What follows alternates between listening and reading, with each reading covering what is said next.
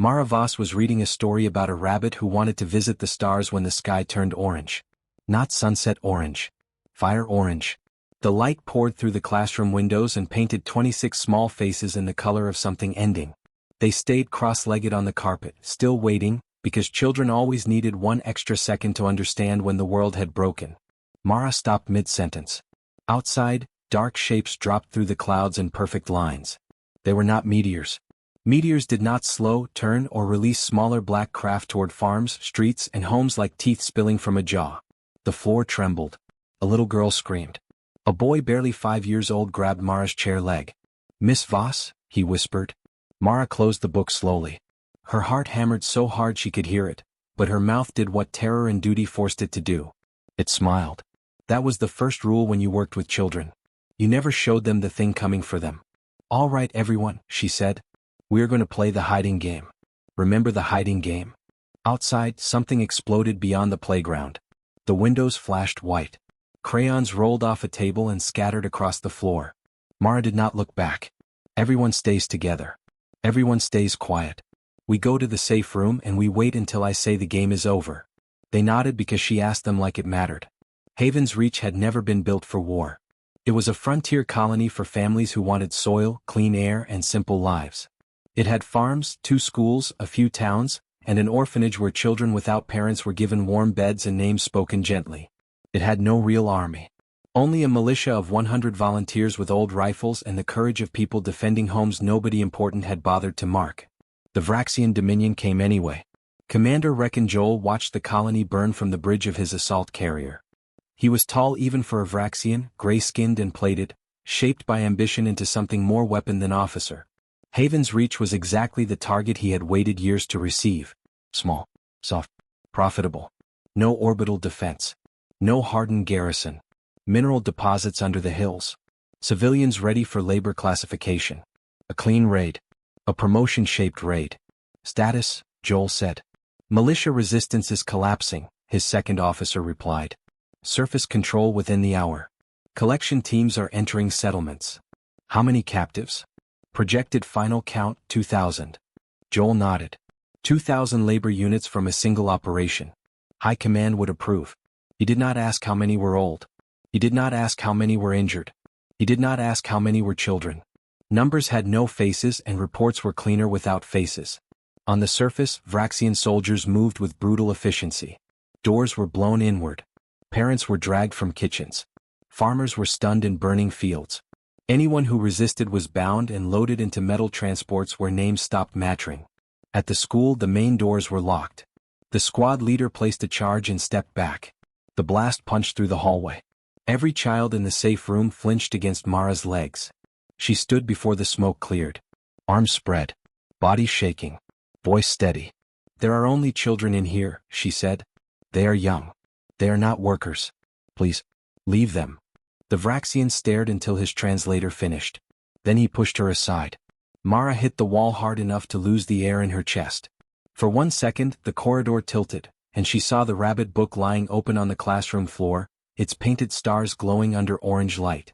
Then the safe room door opened. Small screams filled the hall. Soldiers pulled children out under their arms like supplies. Mara forced herself up. She did not fight. Fighting would get her killed before she could do anything useful. So she followed. If they took the children, they would take her too. By sunset, Haven's Reach was smoke and ash. 2,014 people had been loaded onto Vraxian transports. 317 were children. The youngest was 3. The oldest was 14. In Joel's official report, they were all entered under one clean line. 2,014 labor units. Standard classification. No school. No orphanage. No children. In the cold hold of the transport ship, Mara gathered as many small bodies around her as her arms could reach. The metal floor vibrated beneath them. The air smelled of oil, fear, and alien engines carrying them away from everything they knew. A little girl pressed her face into Mara's sleeve.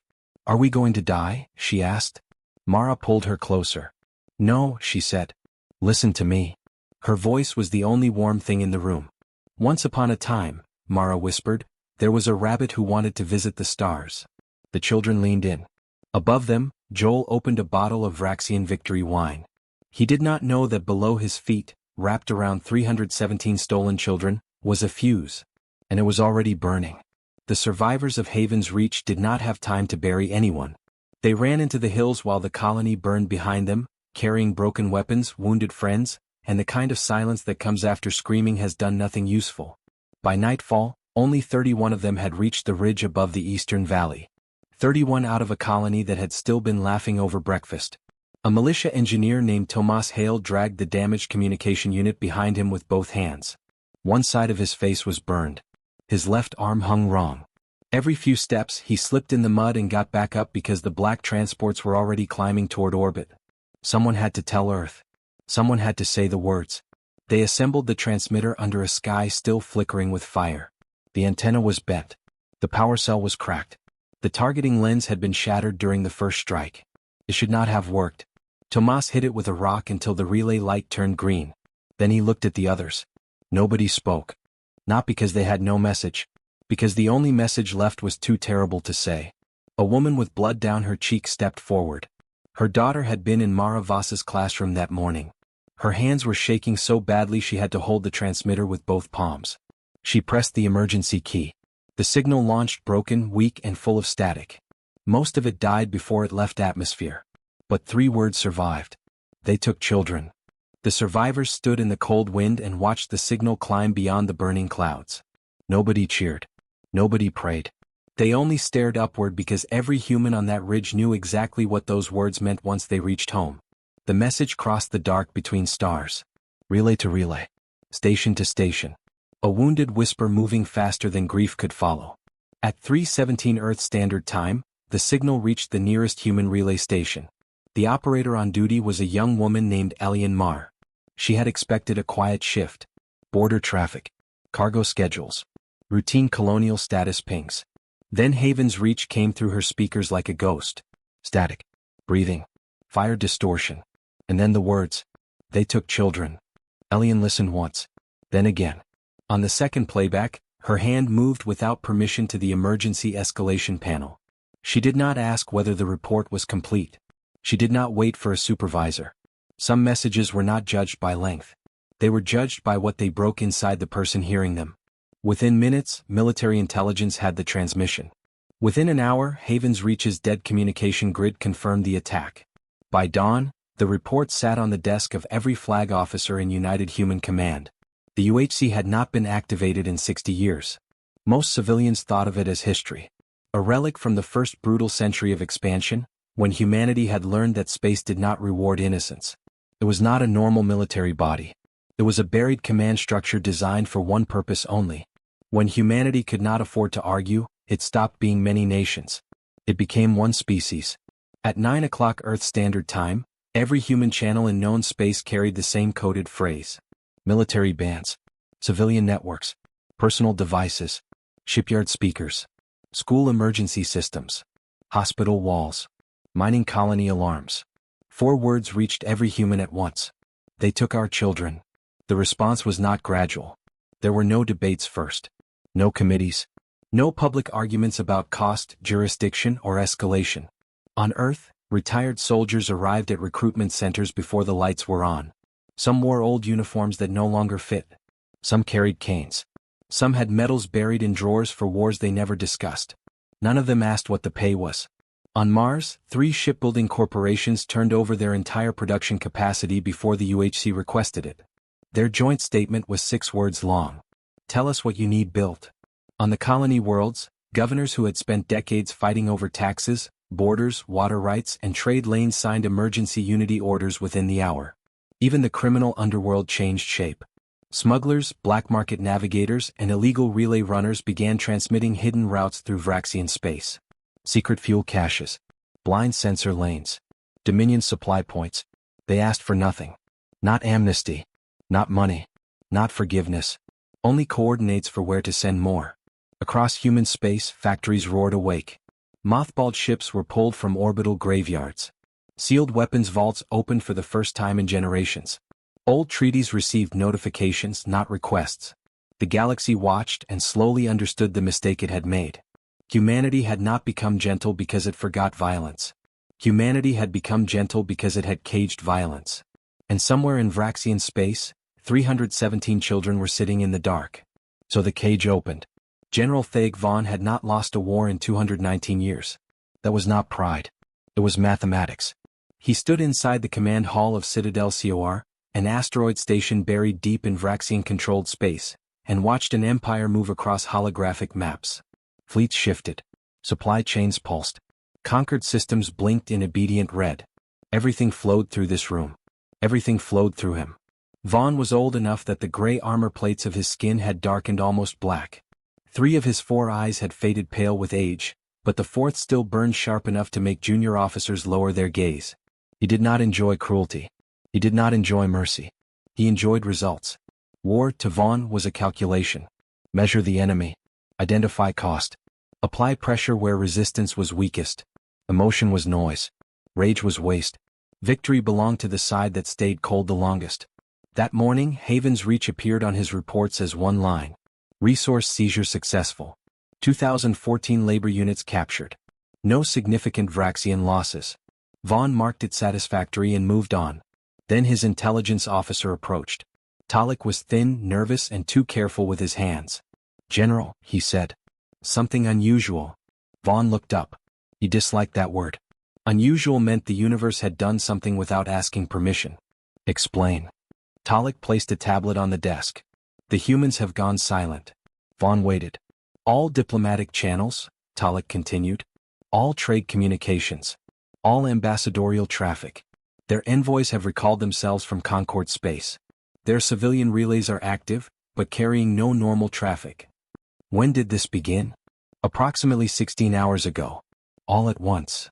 Vaughn stared at the data. In 2 centuries he had seen civilizations panic, bluff, bargain, beg, threaten, and collapse. He had never seen an entire species go quiet. Quiet was not surrender. Quiet was energy being moved somewhere words could not reach. Which recent operation involved human territory? Thaic checked, though he already knew the answer. Only Commander Joel's raid on Haven's Reach. Vaughn reopened the report. Small colony. Light resistance. Standard capture operation. Nothing remarkable. Nothing that explained silence spreading across human space like a shadow. So Vaughn did something he rarely did. He called Counselor Iden. Iden was not Vraxian. He was Felchian, one of a conquered species kept alive in Dominion service because knowledge was sometimes more useful than obedience. He had soft blue skin, large dark eyes, and the weary posture of someone who had spent decades warning predators about fire. He entered slowly and bowed. "The humans have gone silent," Vaughn said. "Tell me why." Iden asked to see the report. He read Joel's summary once. Then again. Then he requested the full captive manifest. As the list opened, his fingers began to tremble. Vaughn noticed immediately. He had studied fear in prisoners, allies, enemies, and officers. This was not discomfort. It was not concern. This was fear reaching the bone. "Speak," Vaughn ordered. Iden's voice came out almost too soft to hear. "The captives from the school and child care facility. How old were they?" Vaughn checked the incomplete data. Ages not listed. Facility type suggests young. 4 to 14 standard years. Iden closed his eyes. For a long moment he did not breathe. "How many?" 317. Iden set the tablet down with extreme care, as if sudden movement might detonate it. "General," he said, "you need to understand what a child is to a human." Vaughn's face hardened. "Every species protects its young. Basic biology." "No," Iden said. "You are not listening." The command hall quieted around them. Humans do not merely protect children because instinct tells them to. They built their entire moral structure around them. Their laws, their wars, their myths, their grief, their mercy, their rage. A human child does not need to belong to them. It only needs to be a child. Vaughn said nothing. Iden's trembling worsened. "I studied them for 40 years. They argue over everything. Borders, faith, wealth, history, blood. They will split themselves into factions over a word." He looked directly at Vaughn. "But touch their children from the outside and the arguments stop." Officers nearby had stopped pretending not to listen. Iden continued, quieter now. "A human will die for a child they have never met. A human will kill for a child whose name they do not know. It is not weakness. It is not sentiment. It is the one line they made sacred before they ever reached the stars." Vaughn leaned forward. "What will they do?" Iden swallowed. "They will come for those children with every ship, Every soldier, every hidden weapon they promised the galaxy they would never use again. They will not negotiate. They will not accept payment. They will not stop because cost means nothing after that line is crossed. The Great Hall seemed suddenly too large. Vaughn looked down at Joel's report. 2014 labor units. Such a clean phrase. Such a stupid phrase. For the first time in 219 years, General Vaughn faltered. "Get me Commander Joel," he said. Then lower, almost to himself.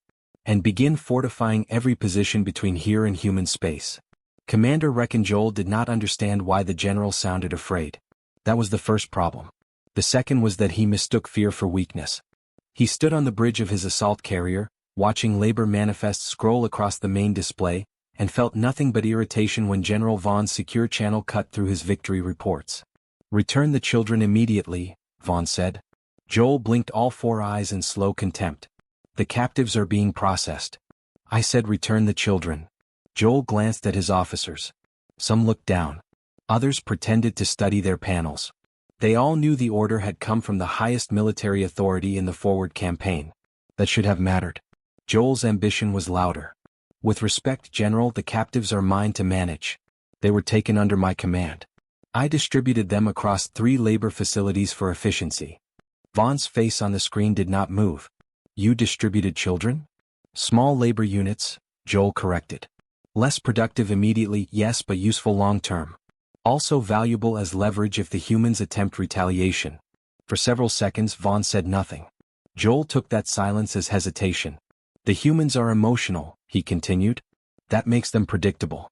If they want their stock returned, they can negotiate favorable terms." Vaughn's voice dropped. "You do not understand what you have done." Joel almost smiled. "I understand perfectly. I captured a colony with minimal losses." The channel ended. No warning. No debate. Just Vaughn's face disappearing from the screen. Joel stood very still, embarrassed more than concerned. Then he ordered the bridge crew to continue processing transfers and prepare defensive readiness reports, because men like him always believed consequences were something that happened to other commanders. On Citadel Sur, Vaughn remained alone in his private chamber after the call ended. He replayed Joel's words once. Small labor units. Useful as leverage. Negotiate. Vaughn had conquered worlds with officers who were cruel. He had used arrogant commanders, brutal commanders, cowardly commanders, and clever ones. War had room for many kinds of failure if they still produced results. But stupidity during a crisis was different. Stupidity could kill empires faster than enemy fire. By the end of the hour, Vaughn had issued orders across the forward campaign. 40 war fleets were pulled into defensive formation. Orbital guns powered up around major stations. Minefields were armed. Sensor nets widened. Supply convoys were rerouted behind hard shields. He built a wall of metal and fire between human space and the 3 facilities holding the captives. It was the largest Vraxian defensive concentration in a generation. Thousands of ships. Millions of soldiers. An entire sector turned into a clenched fist. His officers moved with disciplined speed, but Vaughn saw the questions in their posture. Why this much? Why now? Why for one frontier raid? He gave them no speech. Fear spread faster when given language. 5 days passed. No human delegation arrived. No threats came. No ransom demand. No diplomatic outrage. Only silence. That was what disturbed Vaughn most. Anger had edges. You could measure it. You could provoke it, redirect it, exhaust it. Silence had depth. On the 6th day the first jump point opened. Then another. Then 10. Then the sector lit like sparks thrown from a furnace. Human ships arrived from every direction at once. Not a fleet. Fleets. Capital vessels emerged in stacked formations, their hulls dark against the starfield. Battleships the size of small cities. Carriers with flight decks stretching for kilometers. Fast attack ships moving so tightly they looked less like machines than muscle fibers around a bone. The Vraxian tactical display filled with blue. Then kept filling. Talik's voice shook as he read the count. 3,000 capital-class vessels. More jump points opened. 5,000. More blue. 7,000. Vaughn did not move. 9,000 capital-class vessels confirmed. Support craft beyond reliable count. The command hall went quiet. Vraxian intelligence had estimated humanity's active capital fleet at under 3,000. They had been wrong by a factor of 3. And still the humans did not speak. No speeches. No insults. No declaration of war. Then one message broadcast across every frequency, in every known language from every human vessel at once. Return our children. You have one solar cycle. The message repeated. Again. Again. Again. No emotion in the voice. That made it worse. Joel received the same message aboard his carrier and laughed in front of his officers. He sent back a negotiation proposal. Terms for prisoner release. Resource concessions. Recognition of Vraxian extraction rights on Haven's Reach. Safe passage guarantees for Dominion assets. He thought he had opened bargaining. The humans gave no reply. The solar cycle ended.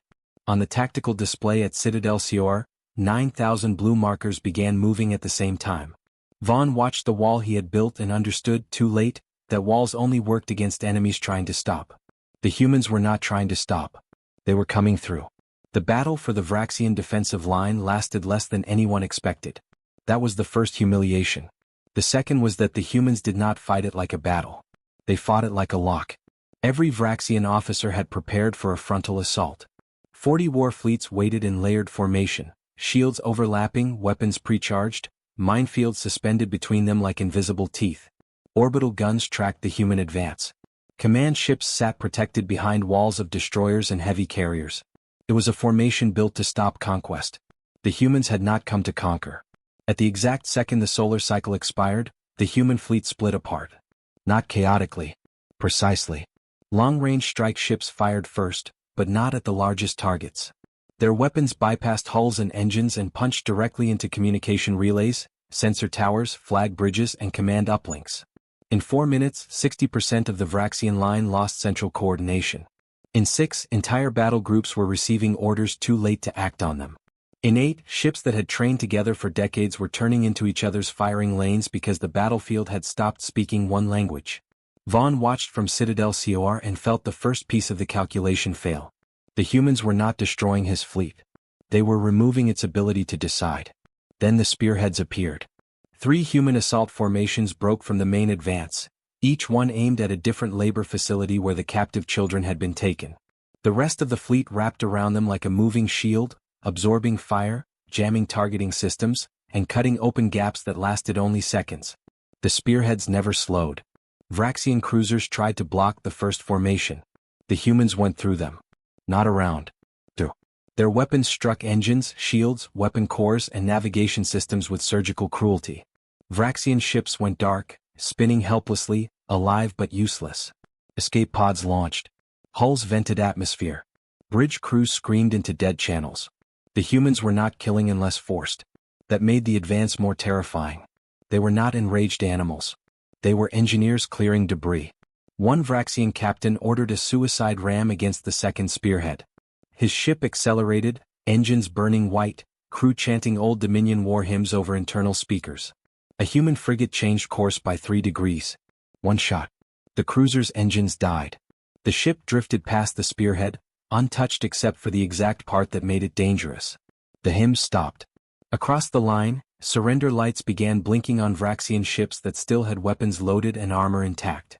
Not because they could not fight. Because they understood they were irrelevant. They were not the target. They were the hallway. The humans were walking through. On the third spearhead, a carrier group took direct fire from 3 Vraxian battleships. Its forward shields collapsed. Fire rolled across its outer hull. For a moment, Vaughn thought the formation would break.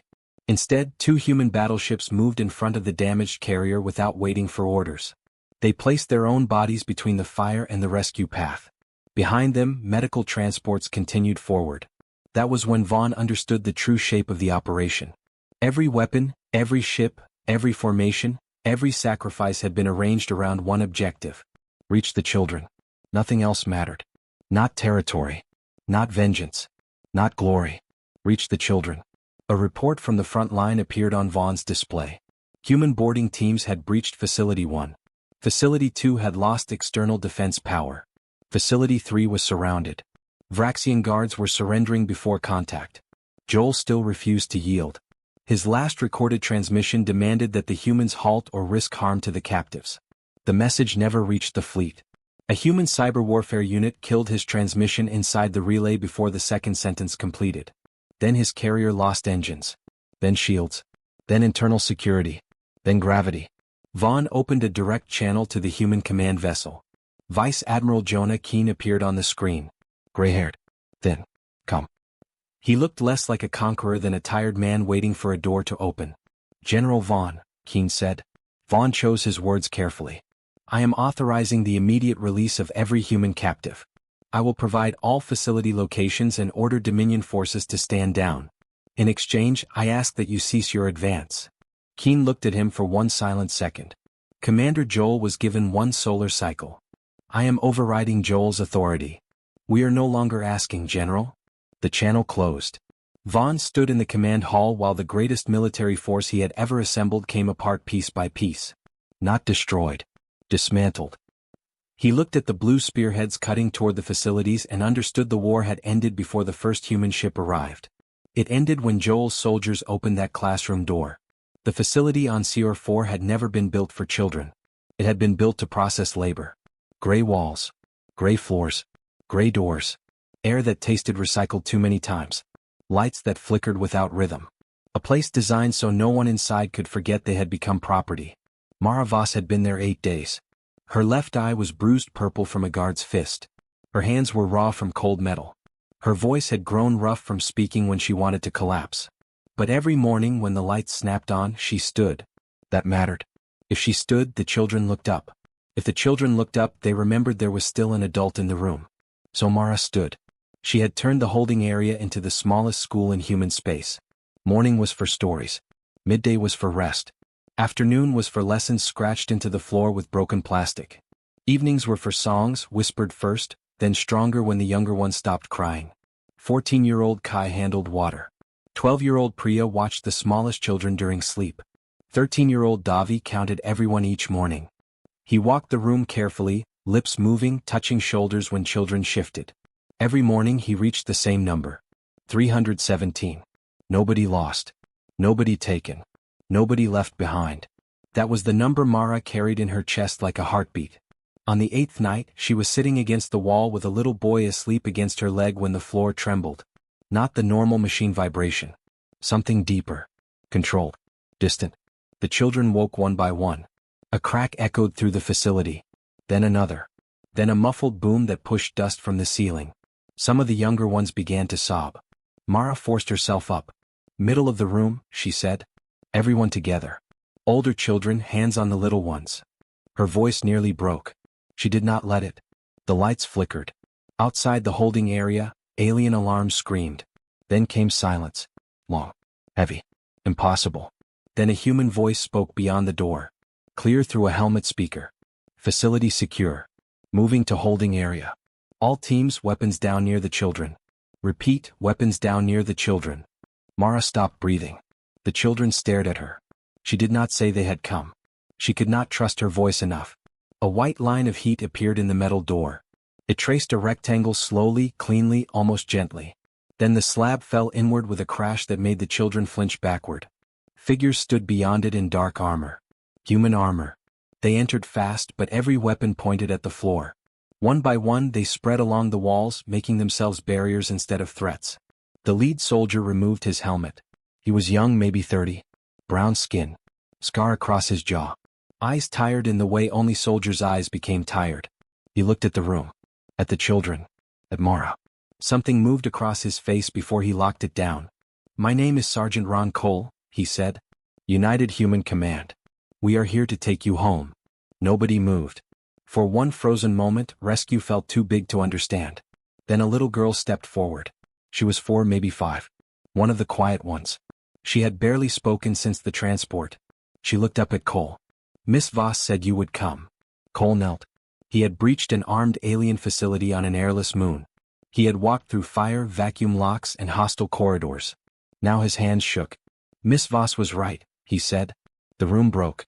Children ran into armored soldiers' arms. Operators knelt, lifted them, wrapped blankets around shoulders, checked faces, whispered names they had only just learned. Some cried behind their helmets. No one mocked them. There was nothing weak about weeping after finding children alive. A medic reached Mara and touched her shoulder. Ma'am, are you hurt? Mara shook her head. Count them, she said. The medic blinked. Ma'am? The children. Count them. Please. The extraction team obeyed. It took minutes because children were hugging soldiers, asking questions, crying, laughing, clinging. But Davi helped. Kai helped. Priya helped. Finally, the number came back. 317. All of them. Mara sat down on the cold floor and covered her face. For 8 days she had not allowed herself to break. Now the children were safe. So she did. Commander Rekkon Joel was not found on his bridge. He was not found leading a counterattack. He was not found beside his soldiers, defending the operation he had been so proud to command. He was found inside a supply closet at Facility 2, crouched behind emergency ration crates with a sidearm in his shaking hand. He did not fire it. When human operators opened the door, he dropped the weapon before anyone asked. For a moment, Sergeant Cole only looked at him. Joel looked smaller without his bridge, without his screens, without his reports calling stolen people labor units. He looked like what he had always been beneath the uniform. A coward who had mistaken helplessness for victory. Cole's finger rested near his trigger. Then he lowered the rifle. "Bind him," he said. Not because Joel deserved restraint. Because the children were watching. The rescue ended with brutal speed and careful hands. Human transports landed on the airless moon in tight formation. Medics moved through the children with blankets, water, oxygen checks, warm food, and voices kept deliberately soft. Every soldier had been briefed on the same order. No shouting near the children. No weapons raised near the children. No Vraxian prisoners moved through the children's line of sight. The war outside could wait. Inside those transports, the only mission was to make small hands stop shaking. Mara refused evacuation until the last child had boarded. No one argued. By then, every soldier on CR4 knew who she was.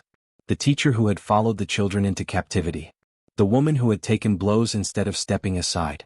The woman who had built a classroom inside a prison because she refused to let the Vraxians turn children into stock. When she finally stepped into the transport, the children made space for her without being told. Not as a passenger. As home. General Vaughn watched the extraction feed from Citadel COR. He saw human medics kneeling on the floor to speak at eye level. He saw armored soldiers carrying sleeping toddlers like glass. He saw one operator remove his gloves before wrapping a blanket around a child's shoulders, as if metal fingers were too cold for something that had already suffered enough. Vaughn had spent 2 centuries measuring strength by territory taken, fleets broken, cities forced open. Now he watched another kind. The kind that could cross a sector with 9,000 capital ships and still remember to kneel. He turned to his officers. "Order all forward forces to stand down." One officer stiffened. "General, the defensive line still has operational capacity. We can regroup around Citadel." "No." The word cut through the command hall. Vaughn's fourth eye fixed on him. "We lost 6 days ago. We simply did not know it yet." The surrender order went out across the sector. Ships powered down. Orbital guns went cold. Minefields were deactivated under human supervision. 17 conquered systems were handed over for review, occupation and prisoner recovery. The Vraxian forward campaign collapsed without one final heroic charge. There was no glory in it. Only arithmetic finally catching up with arrogance. 4 months later, Joel stood before a human military tribunal. The trial was public. The evidence was clean. The school. The orphanage. The manifests. The transmission. The holding facilities. The 317 children. Many humans wanted execution. Some demanded it openly. Families of Haven's Reach sat in the gallery with faces carved hollow by grief, and no one blamed them for wanting blood. But the tribunal did not give them blood. It gave them law. Joel was sentenced to life imprisonment on a penal station, with no command, no rank, no title, and no name spoken with honor again. He looked confused when the sentence was read. Perhaps he expected humans to become monsters once rage gave them permission. They did not. That was the part the galaxy struggled to understand. Humanity had unleashed fleets hidden for generations, cut through the Dominion's strongest line, broken a campaign and crossed enemy territory with enough force to erase worlds. Then, when the man responsible stood helpless before them, they did not butcher him. Not because they lacked fury. Because fury was not in command. The children were alive. That had always been the mission. Everything else was only the cost of reaching them. General Thaic Vaughn surrendered the entire forward campaign. Not one station. Not one fleet. Everything. 17 conquered systems. 40 war fleets. Hundreds of facilities. Supply bases, prison yards, weapons depots, mining worlds, listening posts, and command stations that had taken the Dominion decades to build. He handed them over because he understood something his high command did not. The humans had come for 317 children. And they had brought enough power to end an empire. The formal surrender was broadcast across the galaxy from the great hall of Citadel. Vaughn stood alone beneath the black banners of the Dominion, old armor plates dull under the lights, his fourth eye no longer burning with command but with exhaustion. The Vraxian High Command watched from their seats above him. They expected excuses. They expected blame. They expected a general trying to preserve his name. Vaughn gave them none of that. I have fought the Draenari and broken them, he said. I have fought the Mok'ul and conquered them. I have waged war against 17 species across 2 centuries, and I have never once faltered. The hall remained silent. Vaughn looked up at the council. I faltered against the humans. No one moved. Not because their ships were better, although they were. Not because their fleet was larger, although it was. Not because their weapons were superior, although they carried weapons we did not know existed. He paused. I faltered because I watched an entire species become a single weapon in less than 30 days. The council chamber seemed to shrink around the words. Every faction, every colony, every shipyard, every soldier, every engineer, every criminal network, every civilian hand that could build, carry, guide, repair, or fight. They moved as one. Vaughn's voice lowered. They did not argue. They did not negotiate with themselves. They did not hesitate. They heard that their children had been taken, and every other division inside their civilization became irrelevant. He let that sit. Then he said the sentence that ended his career. We are fortunate they only wanted them back. The oldest counselor leaned forward. You fear them. Vaughn looked at him without shame. Yes. A ripple moved through the chamber. Vaughn did not blink. I looked into the eyes of their vice admiral. I saw a man capable of burning this dominion to ash and sleeping peacefully afterward. Not because he was cruel. Because he had decided our existence was less important than 317 small lives. No one answered. Do not fight the humans, Vaughn said. Not because you cannot hurt them. You can. Not because they cannot bleed. They can. Do not fight them because you do not understand the cost. He stepped away from the podium. None of us did. Now I do. Vaughn never commanded another fleet. 3 weeks later, the Galactic Concord revised its official guidelines on humanity. The emergency session lasted 4 hours, and most of those hours were spent in silence while delegates watched footage from Haven's Reach, the mobilization, the battle, and the rescue. At the end, one line was added beneath the section marked Human Diplomatic Boundaries. It was short. Every species memorized it. Do not touch the children. 6 months later, Haven's Reach had new homes, new farms, and a new school with wide windows facing the rebuilt playground. A permanent human garrison orbited above the planet, a ring of warships that never left. Mara Voss returned to her classroom. Not all the children returned. Some families moved away because some rooms hold memories even after the walls are replaced. But most came back. They sat cross-legged on the new carpet, quieter than before, older behind the eyes, but still watching her with trust. Mara picked up a book from the shelf. Her fingers paused on the cover. Then she opened it. Once upon a time, she said, there was a rabbit who wanted to visit the stars. Outside, high above the clouds, a human warship passed silently through orbit. Its weapons were armed. Its sensors were active. Its crew was watching. Mara did not look up. She did not need to. She knew they were there. They would always be there.